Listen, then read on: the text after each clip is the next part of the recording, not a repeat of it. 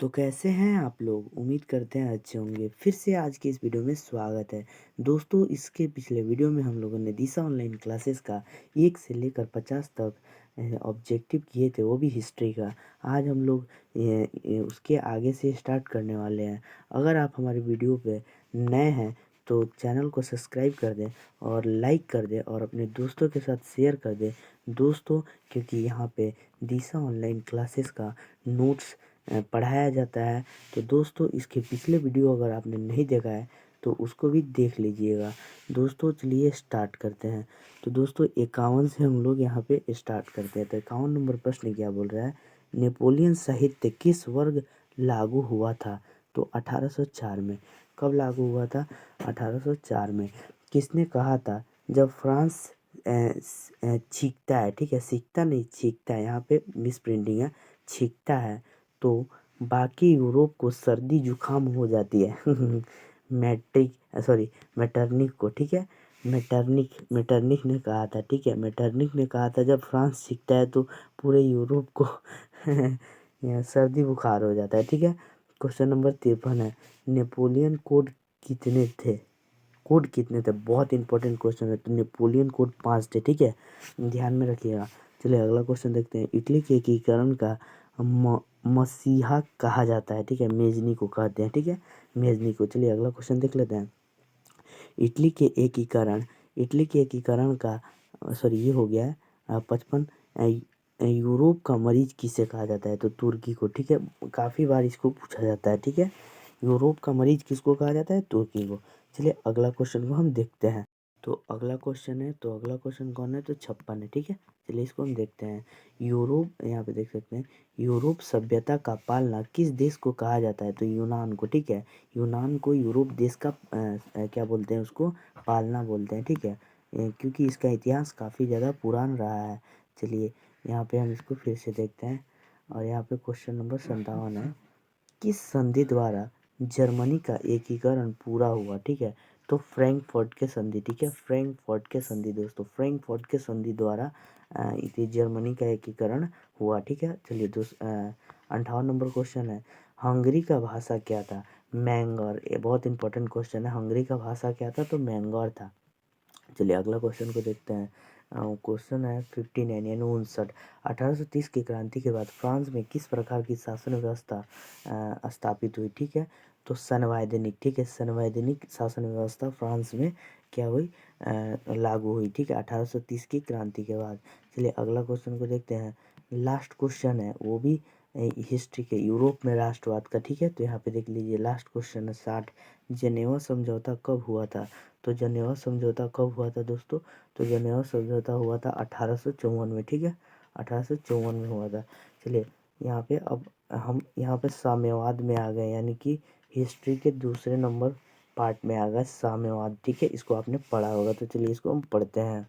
तो देखिए यहाँ पे 61 नंबर, यहाँ पे क्वेश्चन को आप देख सकते हैं। 61 नंबर, औद्योगिक क्रांति की शुरुआत कब हुई थी? ठीक है, तो इंग्लैंड में, ठीक है, इंग्लैंड में, सॉरी, कहाँ हुई थी? औद्योगिक क्रांति की शुरुआत कहाँ हुई थी? इंग्लैंड में, ठीक है, इंग्लैंड में। तो दोस्तों, अगर आपको वीडियो पसंद आ रही होगी तो लाइक कर देना प्लीज़ और सब्सक्राइब कर देना, क्योंकि दोस्तों अभी रात के हो रहे हैं कितने, 11:30। इस वक्त जग कर आपका मैं वीडियो बना रहा हूँ, तो प्लीज़ आप लाइक कीजिएगा, सब्सक्राइब कीजिएगा, खूब सपोर्ट कीजिएगा। चलिए अगला क्वेश्चन को हम देख लेते हैं। क्वेश्चन नंबर 62 क्या है? तो क्वेश्चन नंबर 62 है, औद्योगिक क्रांति के बाद समाज का विभाजन कितने वर्गों में हुआ? ठीक है, तो 2 वर्गों में। 2 वर्गों में कौन कौन? तो पूंजीवादी, उसके बाद से क्या बोलते हैं उसको, साम्यवादी, ठीक है। पूंजीवादी में अमेरिका गया, अमेरिका नेतृत्व कर रहा था, इसमें रूस आया, ठीक है, साम्यवादी में रूस। चलिए अगला क्वेश्चन को हम देख लेते हैं। क्वेश्चन नंबर 63 क्या बोल रहा है? बोल रहा है इंग्लैंड में साम्यवादी विचारधारा का विकास किसने किया? तो वो आंसर होगा यहाँ पे सेंट साइमन ने, ठीक है। इंग्लैंड में साम्यवादी विचारधारा का विकास किसने किया? सेंट साइमन ने, ठीक है। चलिए क्वेश्चन नंबर 64 हम देख लेते हैं। क्वेश्चन नंबर 64 क्या है? रॉबर्ट ओवन कहाँ के उद्योगपति थे? ठीक है, रॉबर्ट ओवन कहाँ के उद्योग, तो ब्रिटिश के, ठीक है, ब्रिटिश के क्या थे? वो उद्योगपति थे। चलिए आगे चलते हैं। क्वेश्चन नंबर 65 पे आते हैं। तो क्वेश्चन नंबर 65 क्या बोल रहा है, किसने कहा था कि संतुष्ट श्रमिक ही वास्तविक श्रमिक है? रॉबर्ट ओवन ने कहा था। ठीक है, बहुत इंपॉर्टेंट क्वेश्चन है। क्वेश्चन नंबर 66, कार्ल मार्क्स का जन्म कब और कहाँ हुआ था? ठीक है, तो 15 मई को हुआ था उनका जन्म 1818 जर्मनी के राइन प्रांत के ट्रियर नामक नगर में। ठीक है, चलिए अगला क्वेश्चन को हम देख लेते हैं। 67 नंबर क्वेश्चन यहाँ पे हम देख सकते हैं, 67 नंबर क्वेश्चन। ठीक है, यहाँ पे कार्ल मार्क्स के पिता का क्या नाम था? बहुत ही बार पूछा जाता है ये क्वेश्चन, काफ़ी इंपॉर्टेंट है। ठीक है, हैन हेनरिक मार्क्स। ठीक है, हेनरिक्स मार्क्स, उनके पिता का नाम क्या था? Henriques marks. चलिए अगला क्वेश्चन को हम देख लेते हैं।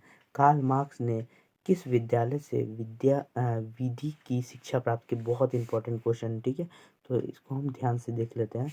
यहाँ पे बोमेन, ठीक है, बोन विद्यालय एकदम ध्यान से याद कर लीजिएगा, बोन विद्यालय। ठीक है, चलिए अगला क्वेश्चन, 1 मिनट रुक जाइएगा, पेंसिल का लीड छोटा करना है, इसको हम अभी छोटा करते हैं। 1 मिनट रुकिए, इसको हम साइज में और पतला कर लेते हैं। चलिए अब चलते हैं। आज ये अगला क्वेश्चन में हम यहाँ पे यानी कि 69, कार्ल मार्क्स का विवाह कब और किसके साथ हुआ? बहुत इंपॉर्टेंट क्वेश्चन है, किसके साथ हुआ? तो 1883 में उन्होंने शादी किया, उसके बाद से जेनी के साथ। पता है दोस्तों, जेनी जो थी ना, वो कार्ल मार्क्स के स्कूल में पढ़ा करती थी, यानी कि वो स्कूल से ही लव का चक्कर था। चलिए अगला क्वेश्चन देखते हैं, 70 नंबर क्वेश्चन। ठीक है, 70 नंबर, कार्ल मार्क्स की मुलाकात फ्रेडरिक एलिंग्स से कब और कहाँ हुई? 1844 ईस्वी में पेरिस में हुई थी। ठीक है, पेरिस में हुई थी। चलिए अगला क्वेश्चन हम देख लेते हैं, 71 नंबर क्वेश्चन क्या बोल रहा है? ठीक है, नंबर 71 यहाँ पे देख सकते हैं हम। क्वेश्चन नंबर 71 है, साम्यवादी घोषणा पत्र का प्रकाशन कब हुआ? 1848 में। ठीक है, 1848 में क्या हुआ था? साम्यवादी। ठीक है, 1948 मत मार देना, एकदम ध्यान रखना, 1848। दोस्तों, कहीं ना कहीं वीडियो को स्लो पढ़ने में काफ़ी मज़ा आता है, क्योंकि अगर आप फास्ट पढ़ते हो ना, तो वो मज़ा नहीं आता है जितना आप स्लो पढ़ते हो। हाँ, माना कि समय बहुत कम है, फिर भी हमें एकदम कछुए और खरगोश की कहानी सुनी हो ना, समझ ही सकते हो। चलो अगला क्वेश्चन हम देखते हैं। चलिए चलिए 72 नंबर हम क्वेश्चन को हम देख लेते हैं। यहाँ पे देखिए, साम्यवाद का जनक किसे कहा जाता है? कार्ल मार्क्स को। ठीक है, दास कैपिटल पुस्तक की रचना किसने की? कार्ल मार्क्स ने। ठीक है, इंपॉर्टेंट क्वेश्चन, सिर्फ कार्ल मार्क्स से रिलेटेड। दास कैपिटल का प्रकाशन कब हुआ? 1867। 1867 में इनका बुक जो था वो प्रकाशन हुआ। साम्यवादियों का बाइबल किसे कहा जाता है? Das Kapital. लगातार देखिए, यहाँ पे इन्हीं से रिलेटेड है, कार्ल मार्क्स से रिलेटेड है। पूरे यहाँ पे क्वेश्चन कार्ल मार्क्स है, और कार्ल मार्क्स से रिलेटेड क्वेश्चन काफ़ी बार एग्जाम में पूछे जाते हैं। ठीक है, चलिए अगला आगे बढ़ते हैं।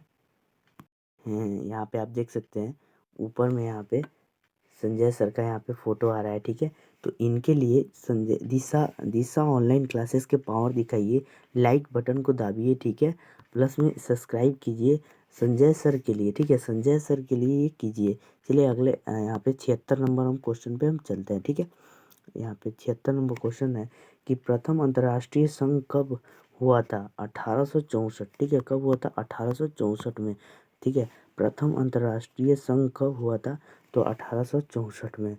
चलिए अगला क्वेश्चन को हम देख लेते हैं। क्वेश्चन नंबर यहाँ पे 77 को हम देख सकते हैं, क्या लिखा है कि द्वितीय अंतर्राष्ट्रीय संघ कब हुआ? ठीक है, तो 14 जुलाई 1889। ठीक है, 14 जुलाई 1889, 14 जुलाई 1889, एकदम याद कर लीजिएगा। चलिए 78 क्वेश्चन को हम देखते हैं। ठीक है, यहाँ पे 78 क्या बोल रहा है? अंतर्राष्ट्रीय मजदूर दिवस किस तिथि को मनाया जाता है? ठीक है, अंतर्राष्ट्रीय। ठीक है, यहाँ पे इसको आप देख सकते हैं, 1 मई को। ठीक है, किस 1 मई को मनाया जाता है? ठीक है दोस्तों, चलिए अगला क्वेश्चन हम देख लेते हैं। क्वेश्चन क्या बोल रहा है?